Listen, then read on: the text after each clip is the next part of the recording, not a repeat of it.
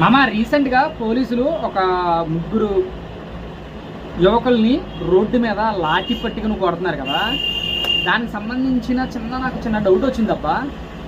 యాక్చువల్గా నేను ఒక పార్టీని అనట్లేదు, రాజకీయ పార్టీలు దీన్ని ఎందుకు క్యాష్ చేసుకుంటున్నారో నాకైతే అర్థం కావట్లేదు. ప్రత్యేకంగా చెప్పాలంటే మన జగన్ గారి పార్టీ అసలు ఆయన వాళ్ళని కలవడానికి అక్కడికి ఎందుకు వెళ్తున్నట్టు నాకు అదే అర్థం కావట్లేదు. గంజాయి కొట్టేవాళ్ళు ఒక్కొక్కల మీద 18 కేసులు, ఒక్కొక్కల మీద 22 కేసులు ఉన్నాయి ఆ వ్యక్తుల మీద. అంటే గోండా రాజకీయం చేస్తున్నారా, లేదంటే కనుక రాజకీయాన్నే గోండాయుధం చేస్తున్నారా అనేది అయితే అర్థం కావట్లేదు నాకు. ఇది అయితే కరెక్ట్ కాదు.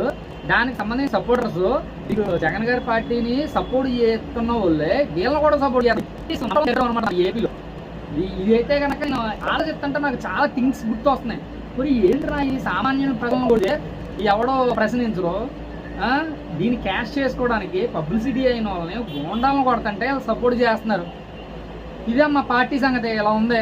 నేను ఏ పార్టీకి అతీతం కాదు, నార్మల్గా మాట్లాడుతున్నా. చాలా మంది లైక్ చేసి కామెంట్ చేయండి సార్, చూద్దాం ఒకసారి. లైక్ చేసి కామెంట్ చేయండి, తెలుస్తుంది మనకు కూడా నిజాలు ఏంటో. లైక్ చేసి కామెంట్ చేసి షేర్ చేసేయండి అలాగే వీడియో.